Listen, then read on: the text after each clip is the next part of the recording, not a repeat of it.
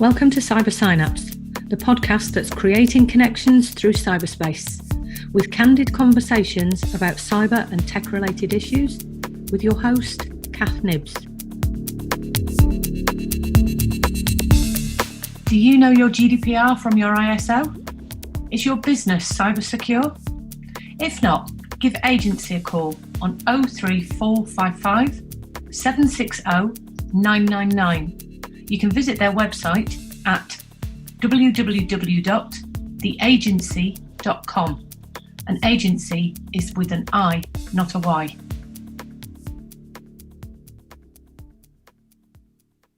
Welcome to this week's episode. This week I'm joined by Amy Orben DPhil over at Oxford University. And this has been one of the episodes I have been uber keen to record, mainly because this is what I've been kind of wittering on at you all about for long enough, that we need the evidence. The evidence has been looked at by Amy's research. We actually talk about the grand scale of, data sets and how things can be skewed and how that can have an effect on how things are reported, particularly the narrative around the iPhones are creating a nation of zombies kind of narrative that we've had previous to this. Now, one of the things that happened was I actually did my introduction, and it's now really quite late on a Thursday evening, just before the podcast goes out. So I've kind of sat down and decided to re-record the introduction due to the fact that this week has been full of, well, not just this week, but last week, the week before, has been full of yet another hyperbolic, fear-driven narrative, fear-driven dialogue of this bloody Momo challenge. Now, I haven't named it in a blog that I've written this week on purpose, and what I am going to say is, for parents who are listening to this, for therapists who are listening to this, for teachers who are listening to this, and for any other adults, please talk to your children about hoaxes. Don't talk to them about the hoax, because what you will do is create the curiosity for them to try and find out what it is, to then have conversations with their peers. And one of the things we know about young people is they like to exacerbate the stories. And my therapy practice over the last particularly fortnight has been, not the game by the way, has actually become inundated with this fear-based, we're back to the scaremongering. And actually what's been fascinating as the kind of researcher that I am in my therapy practice, wow, we are in an intelligent species, but the way that I've watched what we've done over the last 2 weeks has been really interesting.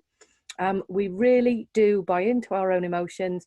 We do react from a place of fear. We react from a place where we feel incompetent. We react from a place where we're just not paying attention to ourselves. So that's kind of driven just before I introduce you to this week's podcast. So please listen to what Amy has to say, because it's really important about how things get skewed. And obviously I'm just cutting in here to put the Momo challenge, the Momo game, the Momo theory, whatever it is that we're calling it. And I'm kind of putting it in just before we begin talking, because as you'll see, Amy did a massive piece of research and looked at a massive amount of data and did not find what was being scaremongered. And I'm pretty much saying that's the same for anything that you read on the internet. Don't trust it, not unless you know it comes from a reputable source and you can definitely check where that person has got their evidence from. So check, double check, double check. Okay, that's it for this week, and I hope you enjoy the podcast. As always, head over to patreon.com to basically put some money in the pot for paying for my PhD, because I will be offering free therapy to the children that are currently being traumatized by harms online. Guess where that's going to head? And I think that's it. As always, no good at promoting myself. I add these bits in every single week, and I look forward to the 2 episodes that are coming up, which are going to be gaming specials, again, evidence-based. And take care for now. See you soon. Welcome to Cyber Synapse. This week I'm joined by Amy Orben, who I'm extremely excited to speak with, and she is a college lecturer at Oxford University in experimental psychology. So yes, I've got another academic on. However, this is a topic which is basically something I've been, let's say, banging on about for a while. So welcome, Amy.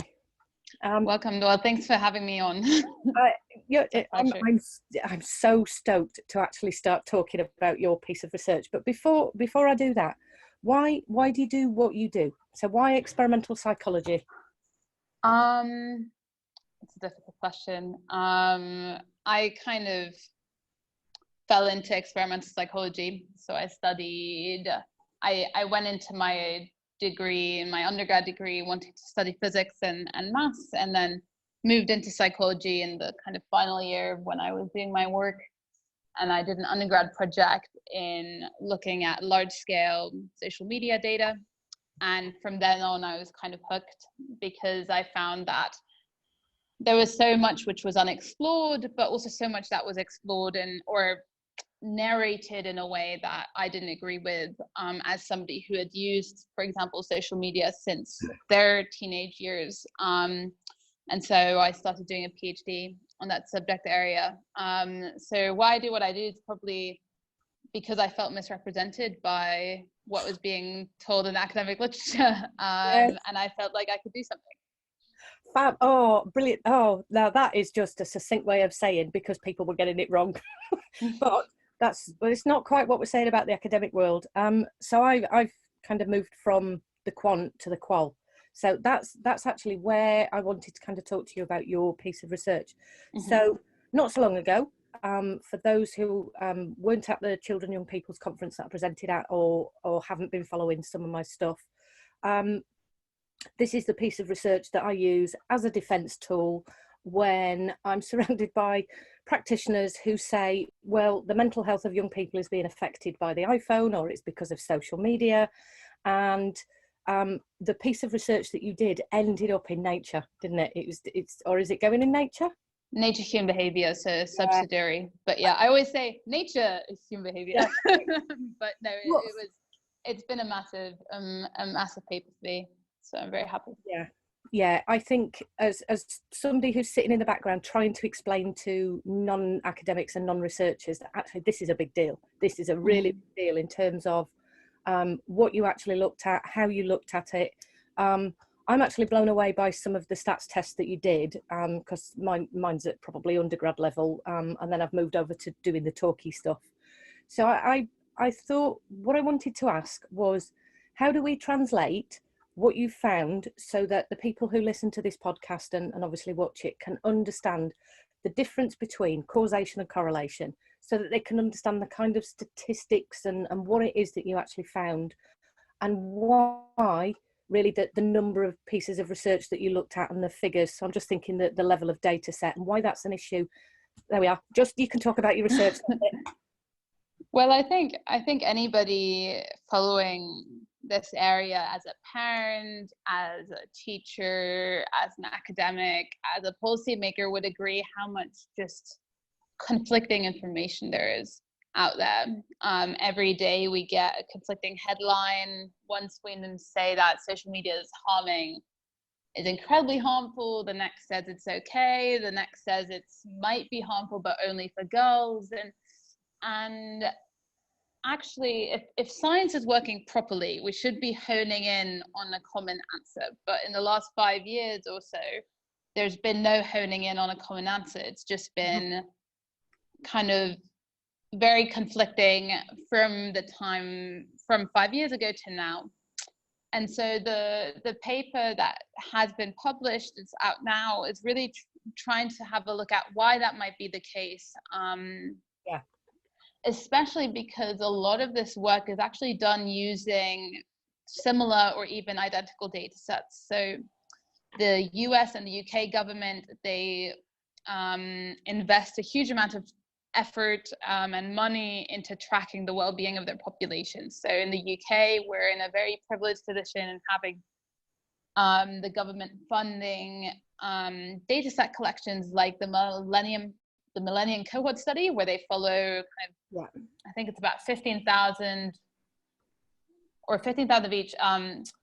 Somebody will correct me, but I think it's about 15,000 children from when they were born at the start of the millennium throughout their whole life. So we've got a cohort of children that were born in the year 2000 who are now 19 and have really lived this technological innovation revolution part of their life, and with things like social media, with things like smartphones.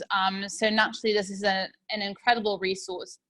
And these children are asked loads and loads of questions. So if your child is part of this questionnaire, you'll be getting a yearly questionnaire with, I think, almost 400, 500 questions. School nurses will be getting questions about your child. You will be filling out questions about the child as well.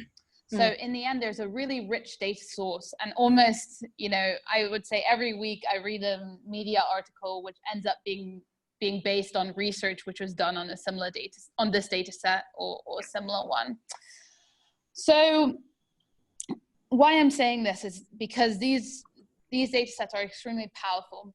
So there's a huge amount of children in there and a huge amount of data to analyze. And so it's naturally been very interesting for researchers to go in and see, well, how does maybe amount of digital technology use affect the well-being of kids in this data set or in similar data sets in the US? Yeah. And these research on these data sets underlie some of the most well-known claims about social media use. So we had in the mid-2017, we had the publication of a article in the Atlantic, which was called "Have Smartphones Destroyed a Generation?" And it pictured a kind of girl falling down with her smartphone through the air. And it was actually the most read science article in the Atlantic of 2017, which was kind of advertising a book which would then come out by Jean Twenge, a professor in San Diego, which was using two of these data sets in the US to say that there's been a huge drop in mental health for children. It all started around the dawn of the smartphone use, and we should be really worried because there is a negative correlation between the two. So those children that use more smartphones also feel worse. However, so these data sets are open, so I could download them, and I've been working on them for over 3 years now as well, or almost 3 years, not over 3 years. And when I was downloading them, I started realizing how small changes in the way that the data is analyzed can give very different results. So for example, when we're trying to answer questions about teen mental health, it's really hard to actually define what teen mental health is. What does it actually mean? And these data sets, because the children fill out, or adolescents at that time point fill out tens and hundreds of different questions, there were about 20 questions in the data set which could pertain to some sort of well-being. So if I were a researcher not really knowing what is a validated questionnaire and what is in where, there are about 20 questions I could pick and choose from to measure well-being. And I found that actually looking back, researchers had not consistently used any single pattern of questions to define what well-being is. So while some researchers used 4 questions and 4 maybe more to do with self-esteem, others use 7 questions to do with self-esteem and a bit of depression. Some really looked at depression, but all of them were kind of labeled under well-being. But if I would define well-being in slightly different ways, actually the correlation, so this negative correlation between digital technologies and well-being would change. So sometimes there would be no correlation at all that's significant. Sometimes it would be more negative. Sometimes it would even be a positive correlation.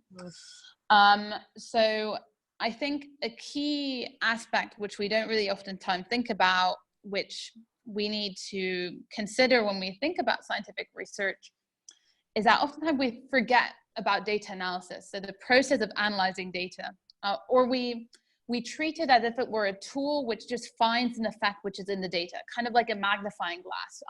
I take my statistics, I hold it onto the data set, and then I see what's in the data set. But actually what we're seeing here is that slight differences in our data analysis can change the results that we find. So it's not really a magnifying glass, it's actually a tool which changes what we see. There's no kind of, there's no ultimate truth that the data is trying to tell us. And so then I developed, I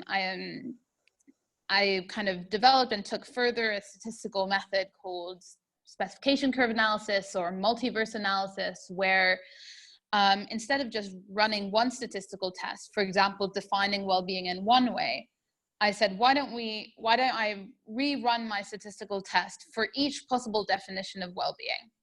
And actually maybe for each possible definition of technology use as well. And actually I'll add in control variables as well. So what should we account for in our model? Should we account for gender or should we not? Should we account for whether a child is disadvantaged or not?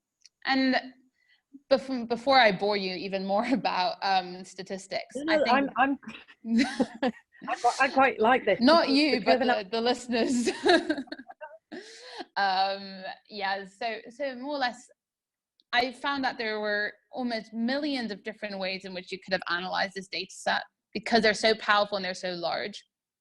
And there would have been thousands of papers that could have been written showing a negative association between digital technologies and well-being, but there could have also been thousands written showing a positive association and thousands which actually showed no association at all. If we take the average of all the possible tests, there is a slight negative association between digital technologies and well-being. So if I get, for example, if you would tell me that a teenage girl uses X amount of digital media in a week, I could probably predict about 0.4% of her well-being. And it's a decrease of 0.4%. So it's very, very small.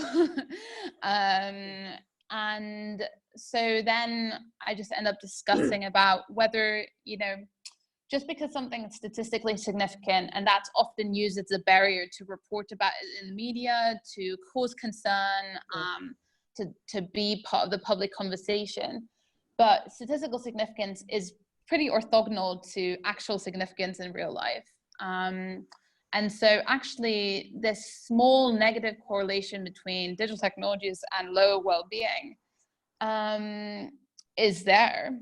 But the question really is if we should be worrying about it as much as we are at the moment. And there's a lot of new work coming out, hopefully in the near future, taking that a step further.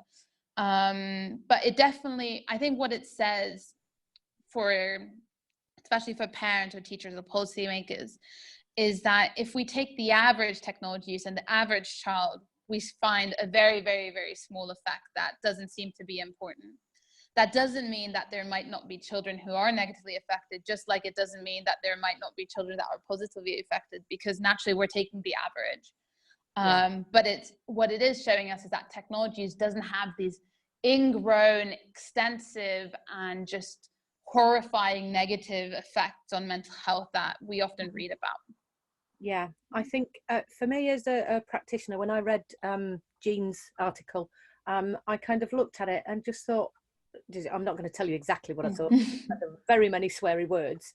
And I actually looked at the children in my practice. So I think the bit that I'm really, really excited, and this was why I was so keen to kind of get you on and talk to you, is I spend a lot of my time being advocates for the children and young people in practice and saying, okay, so you've brought a child to me with, and there's so many psychopathologies labelled on children when they turn up at my door. So it's gaming disorder, or they're always on their phone, Kath.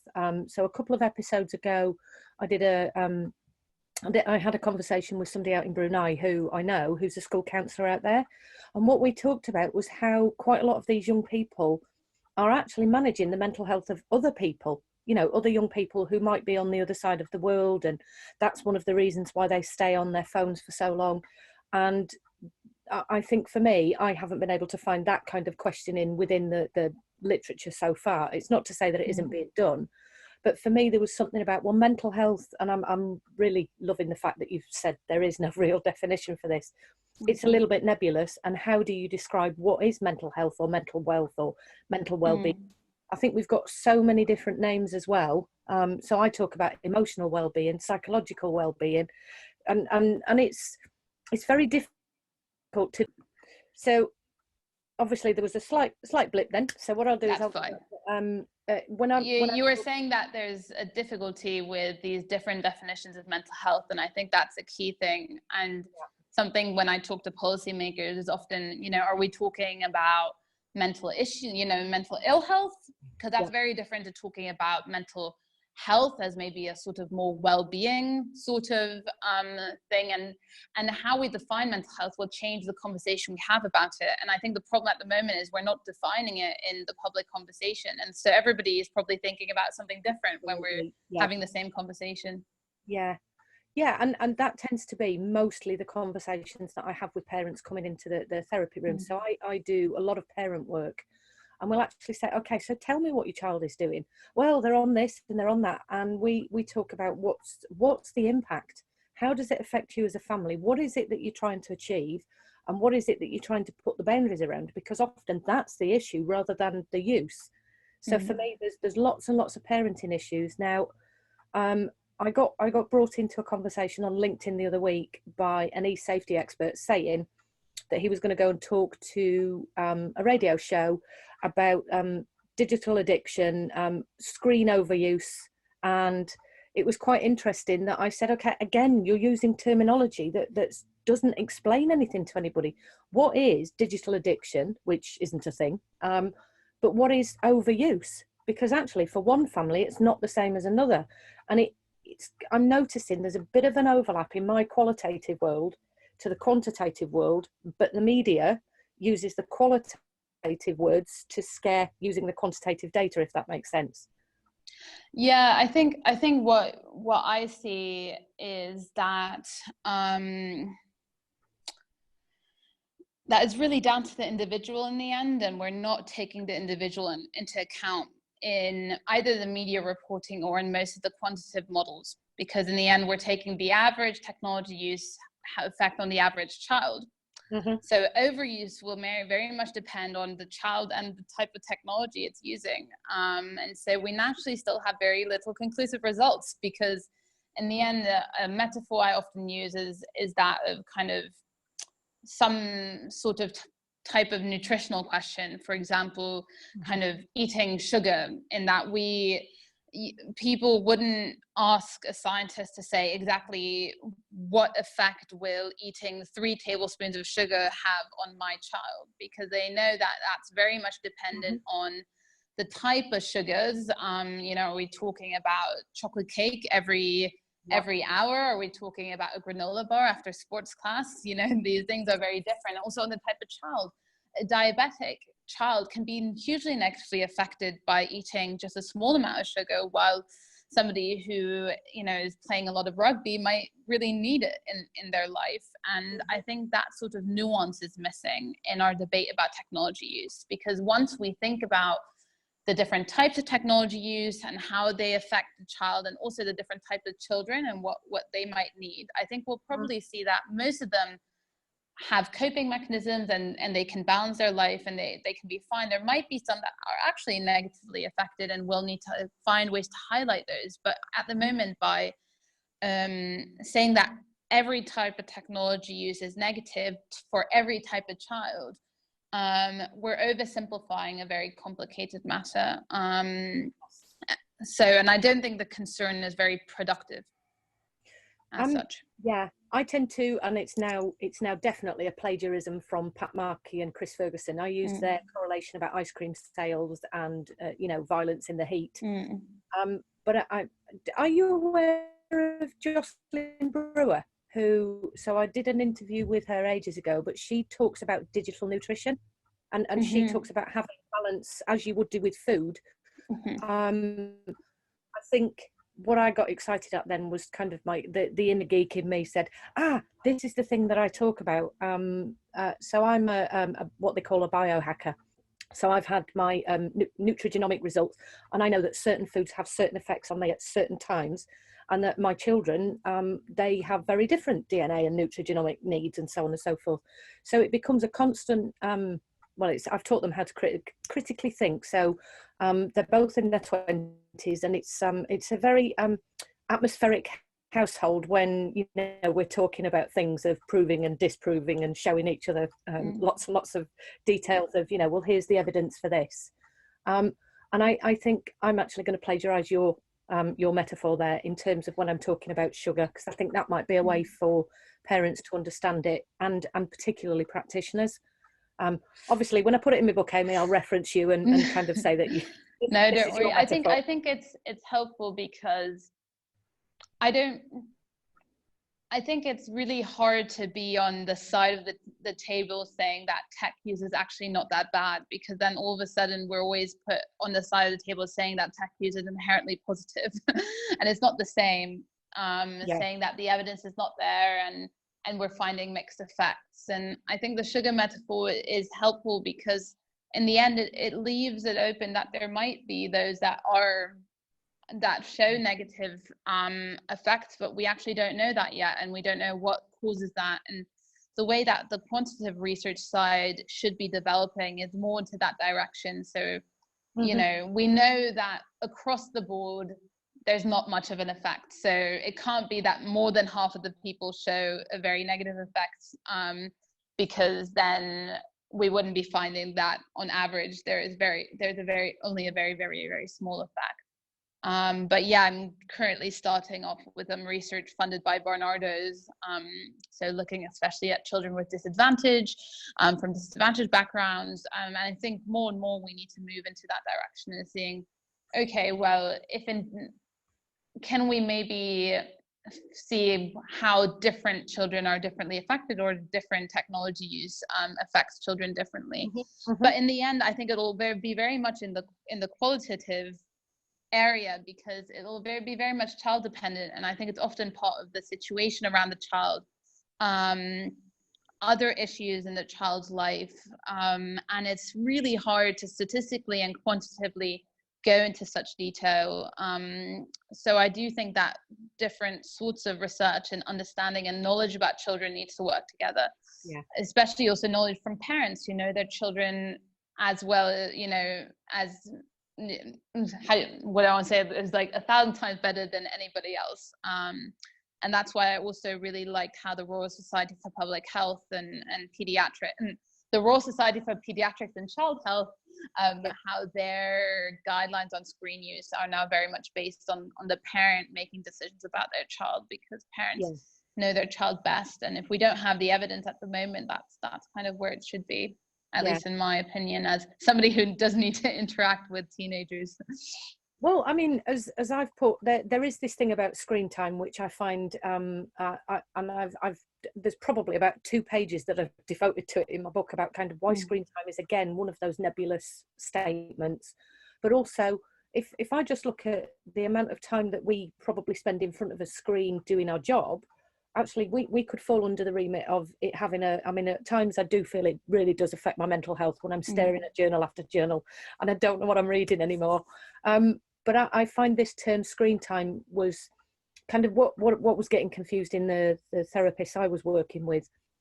So apart from the fact that I did present yours and Andrew Shabilsky's research and kind of said these are the people to be paying attention to, there's even an institute dedicated to the research about this in this country, and I think that's not known about enough in terms of lay people, the average practitioner, because in my world we don't do a lot of research, and I think actually the number of therapists that work with children could probably come up with a huge amount of data that's really, really rich, and I think that would be extremely helpful. I happen to be looking at one particular issue, and a lot of my issues are always tied into so I don't use disadvantaged, I talk about attachment.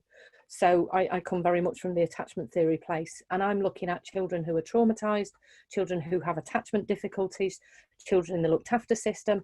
And I know that we've had pieces of research, I think there was one done by Internet Matters not so long ago that showed the children at most risk are ones in the looked after system.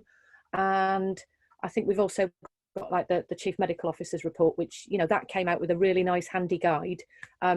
Although I will give a slight disclaimer across to the side that actually the people we work with in therapy don't usually fit that idea of sitting down having a family meal together. There are issues around sleep, and for me that's the biggest issue that I deal with in therapy. So there's a lot to be looked at here.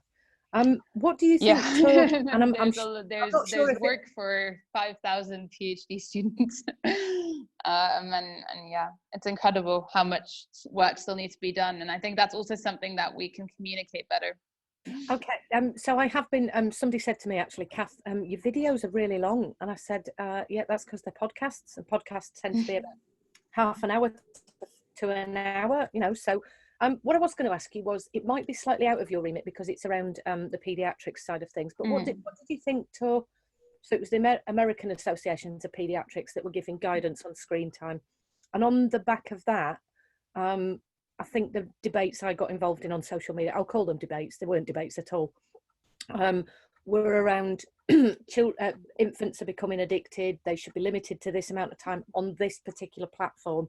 So I'm just curious, what did you think to that kind of advice that, infants or young people should only be on FaceTime? Or I think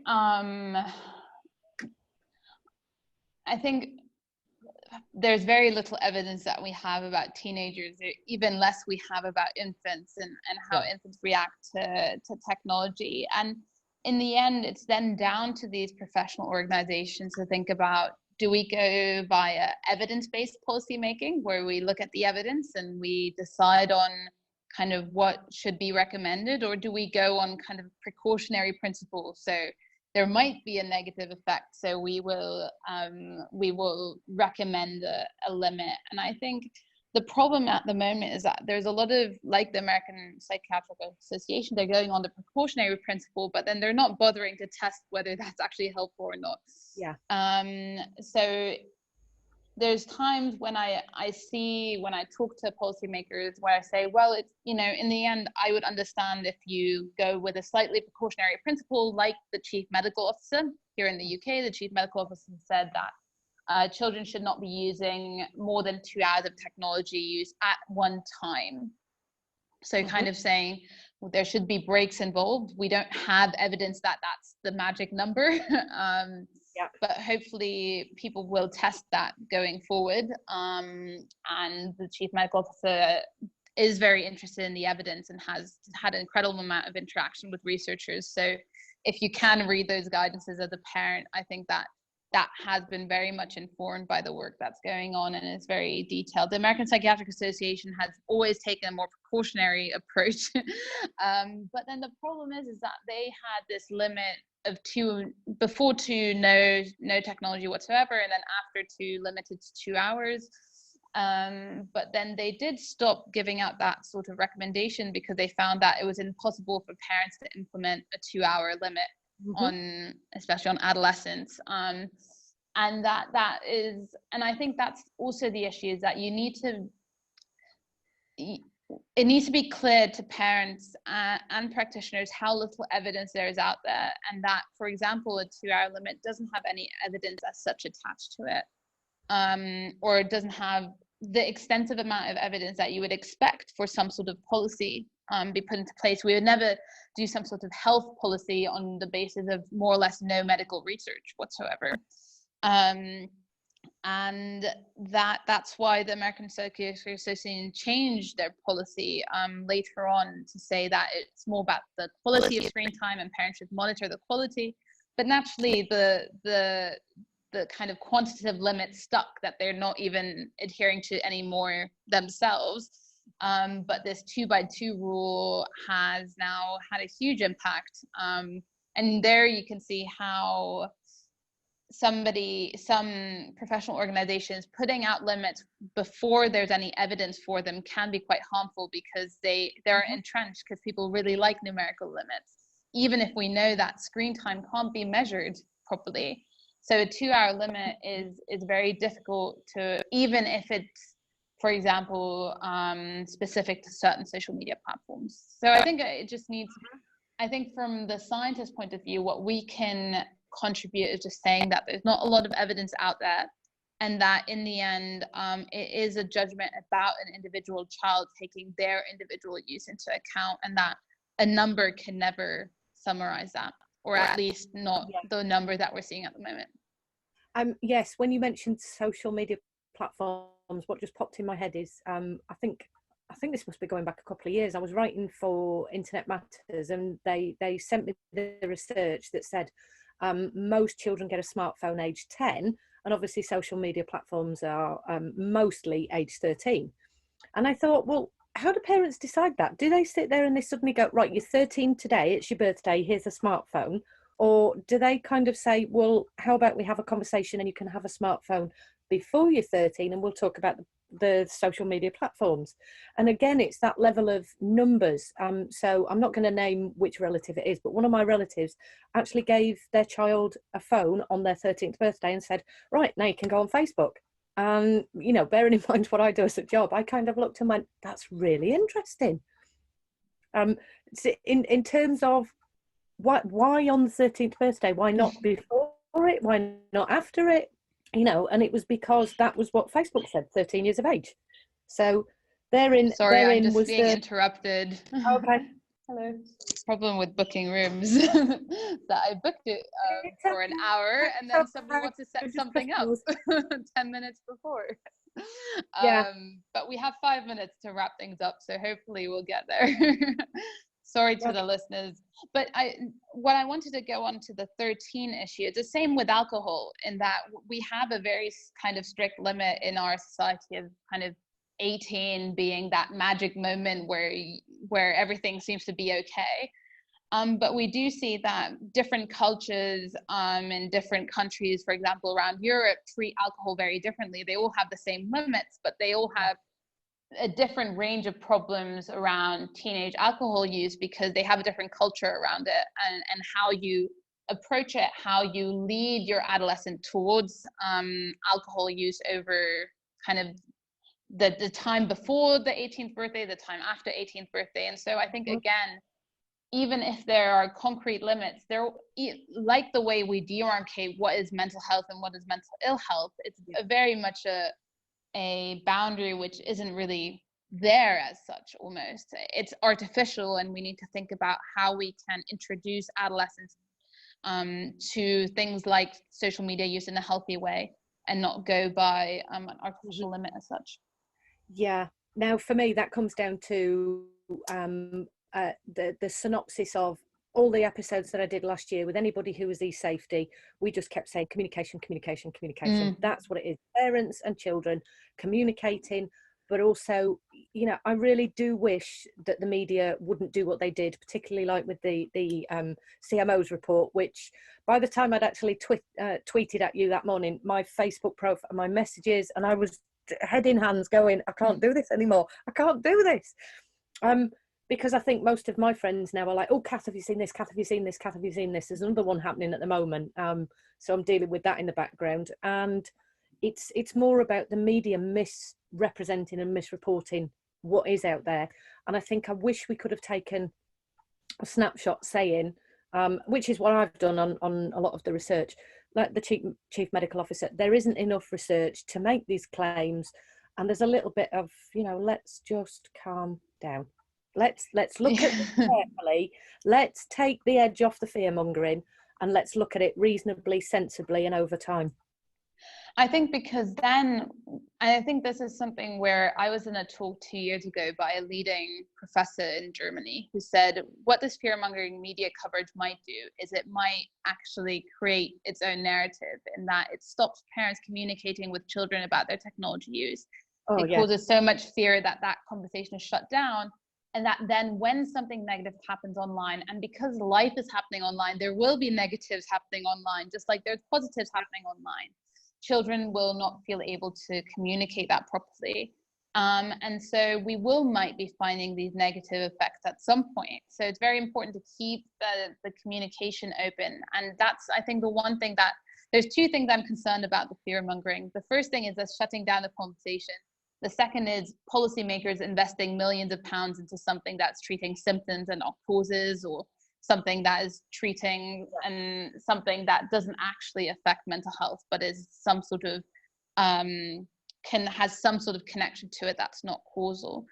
And I do think that we're currently going in the wrong direction here, but there have been changes in the last few months, so I'm cautiously optimistic.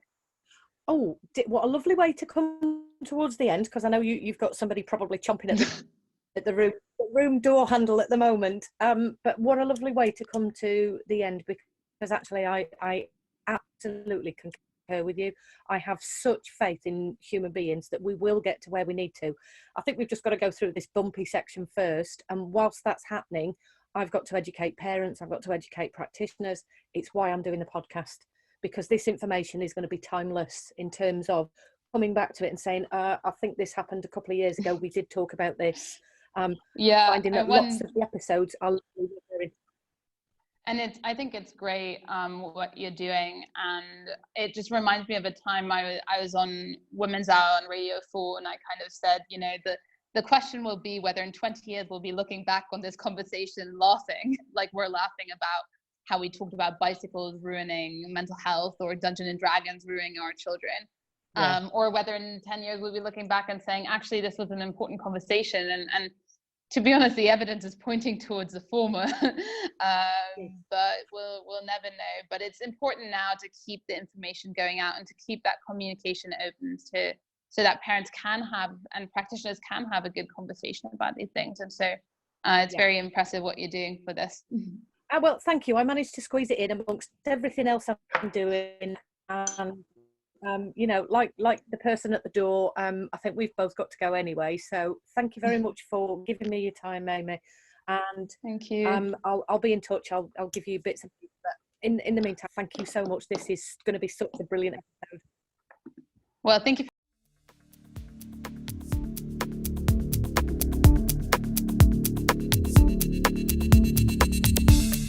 This podcast was edited by Rory Kavanagh, an audio enthusiast and music producer.